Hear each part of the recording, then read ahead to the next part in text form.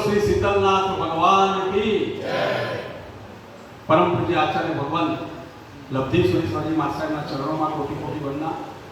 परम पूज्य आचार्य भगवान शील रत्न सुरेश्वरी मास्टर चरणों में कोटि कोटि वंदना। साधु भगवंतों चरणों में कोटि कोटि वंदना। साध्वी भगवंतों चरणों में कोटि कोटि वंदना। उपस्थित वडीलों भाइयों तथा बहनों, दूध में चावल मिल जाए उसे खीर कहते हैं, प्यासे की प्यास बुझा दे उसे नीर कहते हैं, और 500 लब्धि परिवार में हमें जुड़ने का अवसर मिले उसे हमारी तकदीर कहते हैं। गुरुदेव ये क्या हमारी जिद के बात आखी सांभळो, ये क्या हमारी जिद के बात आखी सांभळो, परंतु हमने तमारी निकट राखी सांभळो। भरेली बंदूक होय ने एनाथी एक ज जण बीवे અને ખાલી બંદૂક હોય એનાથી 2 જણા બીવે। જેના હાથમાં હોય એ પણ બીવે અને જેની સામે તાક્યું હોય એ પણ બીવે। તમે બધા એ વિચારો છો કે આ બોલશે શું, હું પણ એ વિચારું છું કે હું બોલીશ શું। એક ગુરુ પોતાના બંને શિષ્યો સાથે વિહાર કરતા હોય છે, એક ગામથી બીજા ગામ, અને વિહાર કરતા કરતા એક ગામમાં આવે છે અને નદી કિનારે તેમનો ઉતારો હોય છે। गुरु आश्रम में आराम करता हो, बने शिष्यों नदी किनारे बातों करता हो। एक शिष्य कहे कि नदी वही रही है, बीजो शिष्य कहे कि नदी ऊपर जो पुल है ये वही रह्यो छे।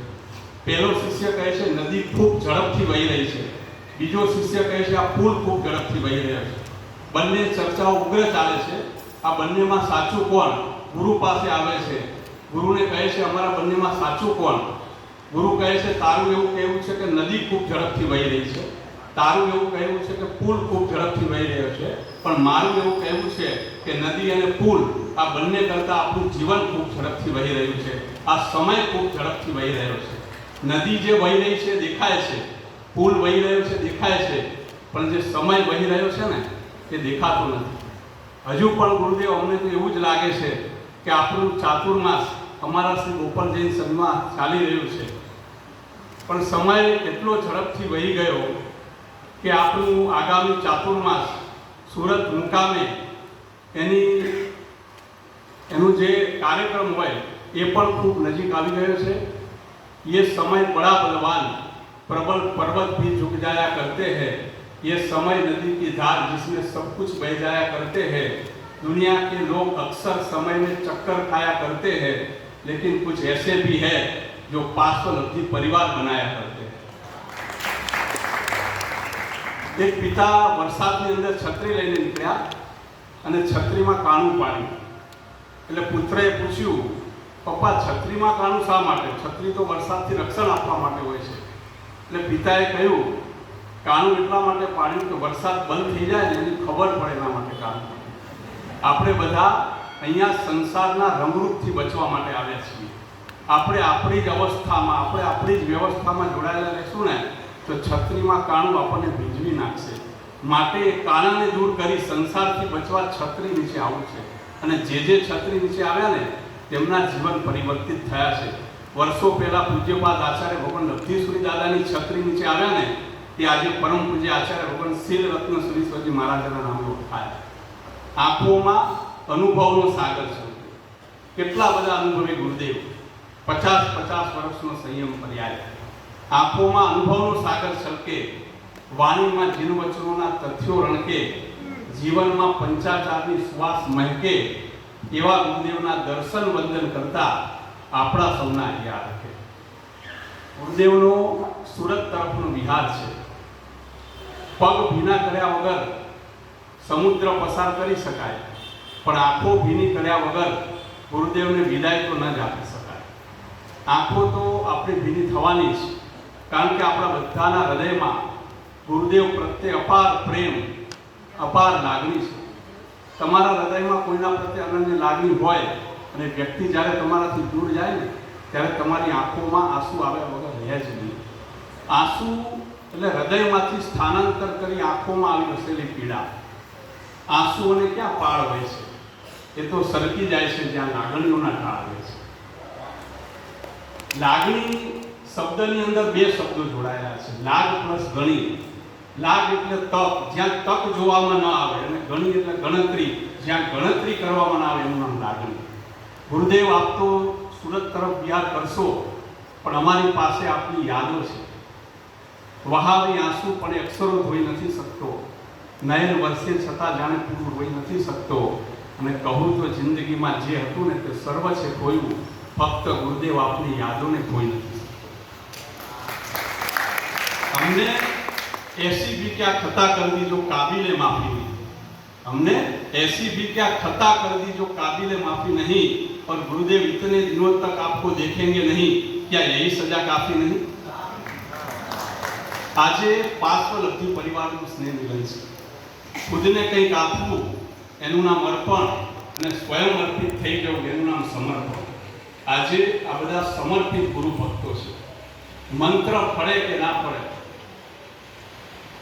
મંત્ર ફળે કે ના ફળે, કલ્પવૃક્ષ ફળે કે ના ફળે, સાધના ફળે કે ના ફળે, પણ આશીર્વાદ ફળે ફળે ને ફળે જ.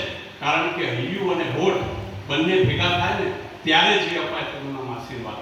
આજે ગુરુદેવના આશીર્વાદ લેવાનો અવસર છે. આજે ગુરુદેવના આશીર્વાદ પ્રાપ્ત કરવાનો અવસર છે.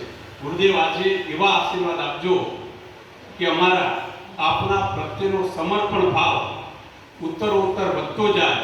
એ સમર્પણ ભાવની પરાકાષ્ઠાએ અમે પહોંચી જઈએ એવા ગુરુદેવ આશીર્વાદ આપજો. અને સમર્પણ ભાવનું શ્રેષ્ઠમાં શ્રેષ્ઠ ઉદાહરણ મારી દ્રષ્ટિએ જો કોઈ હોય ને તો તે એકલવ્ય છે. જે ગુરુએ શિક્ષા આપી નથી, ગુરુ દ્રોણાચાર્ય એકલવ્યને કોઈ શિક્ષા આપી નથી. એકલવ્ય મનોમન એમને ગુરુ માન્યા હતા. એમની ગુરુમૂર્તિ આગળ એ ધનુર્વિદ્યા શીખ્યો હતો. ગુરુ દ્રોણાચાર્ય કોઈ શિક્ષા આપી નથી, છતાં પણ ગુરુ દક્ષિણામાં અંગૂઠો માંગી લીધો, અને એકલવ્ય ધ્રાન કરીને અંગૂઠો કાપીને ગુરુ ચરણોમાં સોંપી દીધો. આ સમર્પણ ભાવ છે. આવો સમર્પણ ભાવ ગુરુદેવ અમારામાં પણ આવે એવા આશીર્વાદ અમને આપજો. આજે પાર્શ્વલબ્ધિ પરિવારના આ સંમેલનમાં આવવાનો અવસર પ્રાપ્ત થયો. આ પાર્શ્વલબ્ધિ પરિવારના બે કાર્યો, એક સાધર્મિક ભક્તિનું કાર્ય અને એક જીવદયાનું કાર્ય, બંને કાર્યોની ખૂબ ખૂબ અનુમોદના. જેટલી પણ અનુમોદના કરીએ તેટલી ઓછી છે. અરમાન જિંદગીના પૂરા થાય તો ઘણું છે, અને બે ચાર કામ જિંદગીમાં સારા થાય તો ઘણું છે. માંગુ છું ફક્ત એટલું જ ગુરુદેવ કે શાસનના કાર્યો કરતા કરતા પ્રભુ પ્યારા થવાય ને તોય ઘણું છે. આ ક્ષણે પૂજ્ય લબ્ધિ બાપા ખાસ યાદ આવે. લબ્ધિ બાપાની સાધર્મિક ભક્તિ અને જીવદયા આ બંને કાર્યો ખૂબ પસંદ હતા. સાધર્મિકો બાપાને ખૂબ વાલા. એમની આગળ કોઈ પણ સાધર્મિક આવે ને ખાલી હાથે ન જાય. બાપાનું ચાતુર્માસ જે સંઘમાં હોય ને તે સંઘના ચાતુર્માસ પ્રવેશના દિવસથી ત્યાંના જૈન કરિયાણાવાળાનો કોન્ટેક્ટ કરવામાં આવે, અને દર મહિને એ કરિયાણાવાળાને ત્યાંથી સાધર્મિકો માટે કીટ એ કરિયાણાવાળાને ત્યાંથી જાય. આવું મેનેજમેન્ટ બાપાનું નથી. એક વખત બાપાના જન્મદિવસનો ભવ્ય પ્રોગ્રામ, ખૂબ સફળ પ્રોગ્રામ થયો, અને પ્રોગ્રામની ભવ્યતા બાદના સફળતાની ચર્ચા ચાલતી હતી, અને બાપા ખૂબ ઉદાસ હતા, ગંભીર હતા. ત્યારે એમના પરમ શિષ્ય પરમ પૂજ્ય આચાર્ય ગુરુ શ્રી રત્ન શ્રી મહાસાહેબે પૂછ્યું, બાપા ઉદાસ કેમ છો? પ્રોગ્રામ તો આટલો સફળ ગયો છે.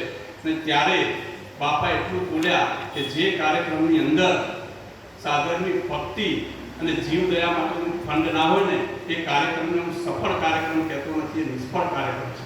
આવા લબ્ધિ બાપાના વિચારોને એમના પરમ શિષ્ય પરમ પૂજ્ય આચાર્ય ગુરુ શ્રી રત્ન શ્રી મહાસાહેબે વારસાને આગળ વધારે છે, અને એમને એમનો પરિવાર લબ્ધિ પાસનો પરિવાર આ વારસાને ખૂબ આગળ વધારે એવી મારી શુભકામના છે. બસ ગુરુદેવ આપનો સુરત તરફનો વિહાર ખૂબ જ નિર્વિઘ્નપણે પૂર્ણ થાય, અને આપણું આગામી ચાતુર્માસ પણ એક ઐતિહાસિક ચાતુર્માસ બની રહે એવી શુભકામનાઓ શુભેચ્છાઓ સાથે છેલ્લી ચાર પંક્તિઓ કહીને વાતને પૂર્ણ કરવીશ. એ ચાર પંક્તિઓ આપને પહેલાં પણ કહેલી છે અને આપને ખૂબ ગમી હતી, અને થોડીક આપને નેચરને પણ અનુરૂપ છે. बात में कुछ बात हो वो बात होनी चाहिए, बात में कुछ बात हो वो बात होनी चाहिए, जीत होनी चाहिए या मात होनी चाहिए, पीठ पीछे कुछ भी कहना बहुत आसान है, सामने कह सको औकात होनी चाहिए. जय माता.